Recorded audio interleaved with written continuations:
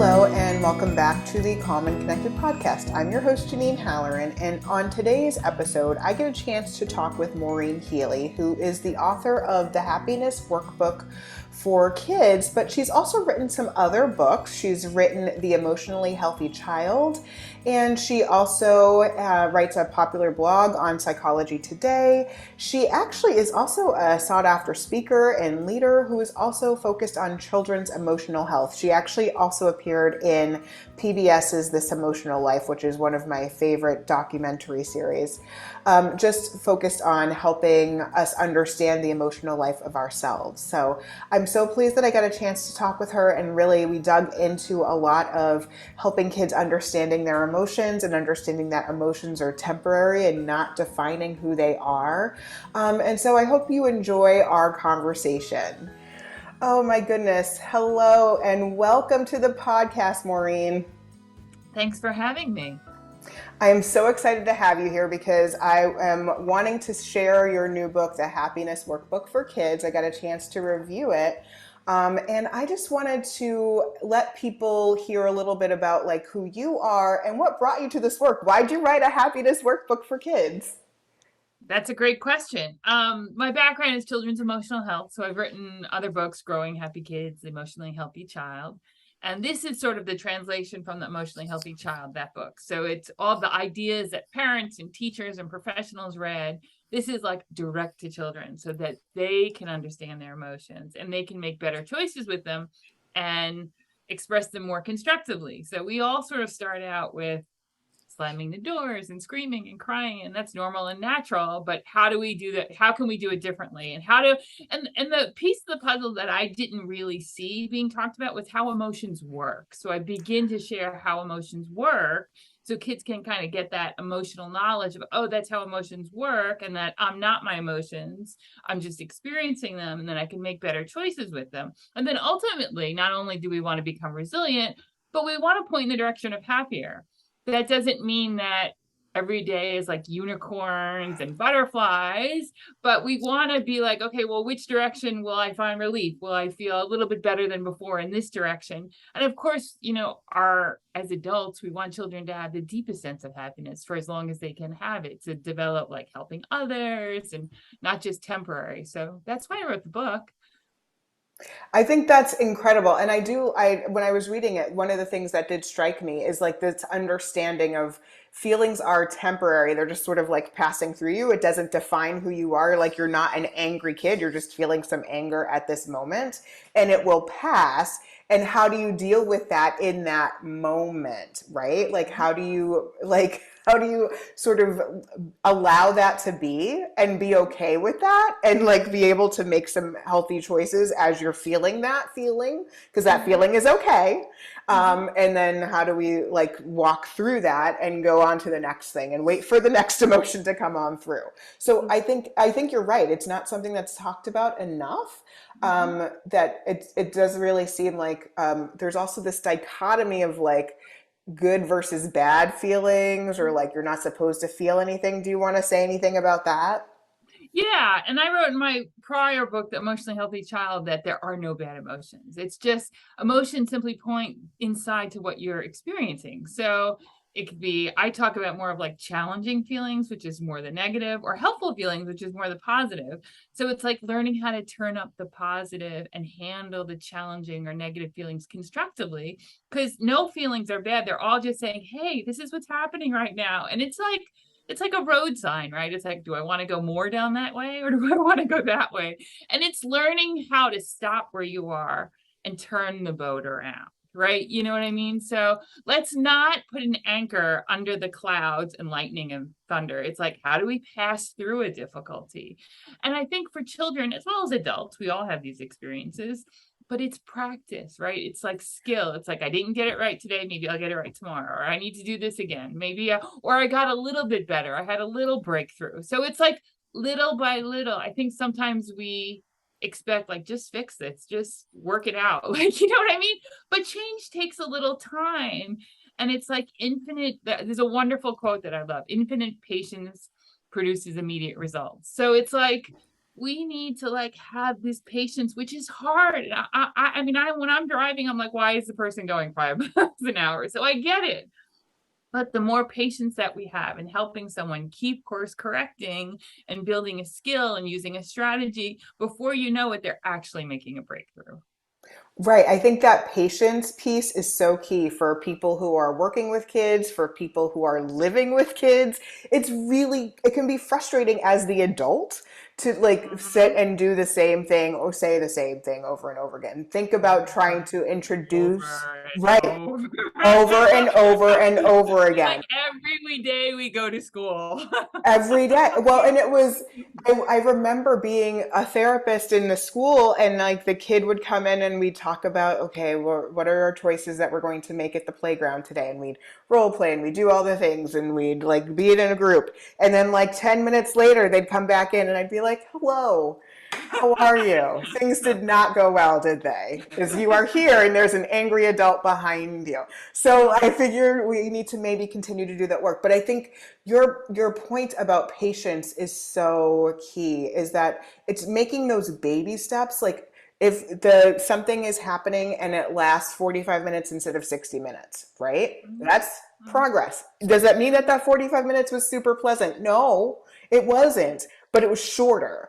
And if they're making choices little by little, taking those baby steps is to celebrate those wins. I think we need to do, and making sure mhm. that, we continue to work on ourselves and be able to have that, like, work on that patience internally for ourselves and not be as like frustrated as if we can when we're Mhm. working with the kids, because that's really what it comes down to. Like they're working on it, they're getting better at it, and so are we. We're all works in progress, so let's try and Right. support them in the ways that will be helpful to them. Right, right. And I think your point about progress, that's really where you have to focus is the progress. And also as much compassion and empathy that we can have, like being 9 or 8 or 7, that's not easy, right?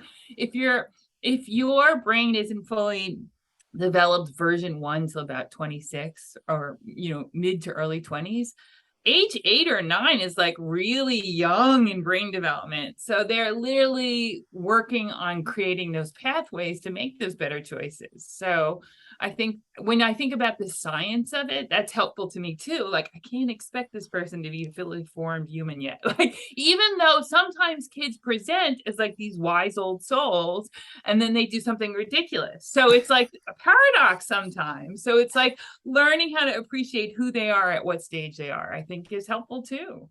Yeah, I think you're hitting on something that I find really interesting, and it's that like they're being able to like sort of if they're making some choices that aren't the greatest, right? Right. And then helping them switch that and go to another place. And I know you have several activities in your book around that. Do you want Mhm. to share maybe one or two of those that you really enjoy, that you found to be helpful in terms of helping kids really stopping and making some better choices? Yeah, I mean, and there's one thing I have the smart choices checklist, which is more proactive. So it's like explaining to children, a smart choice is good for you and good for others, right? So it's not necessarily an easy choice, but before you go to school or before you hang out at the after school program, like what if you're having a big feeling or an uncomfortable situation, what are the 3 things that you could do that would help you release that emotion more constructively? So walk away, throw water on your face in the bathroom, squeeze your squeezy ball, jump on if you're at home, jump on the trampoline, go eat an apple, pet the dog, before you have the situation. I think a lot of the work is like pre-paving the path so that you have some of those tools so that in the moment you can remember. Because a lot of our and children's struggle comes from in the moment they just have knee-jerk reactions, they totally forget, they don't feel bigger than their emotions, which they are bigger than their emotions, but in that moment they don't realize it. When I work with kids and I work with them and I use the happiness workbook for kids, I'll say, do you feel bigger than your emotion? They're always 100%. I've never had a child say yes. So they don't realize that they're bigger. So if you're not bigger, you can't make a different choice. Do you know what I'm saying? So helping them understand how the emotions work so they can do it differently. And I mean, there's all sorts of strategies and activities there. Some kids run hot with anger, right? Some kids fall into the little bit of a funk with sadness. So it's like working with the child you have. I know a lot of teachers and therapists and parents, they really like the calming strategies, because if I think about the three choices: stop, calm, and make a smarter choice, the three steps to have more sort of emotional success. It's the calming that really is important, because if we think back to even our own or our children's like poor choices, they usually are when you're not calm. It's just the way it goes.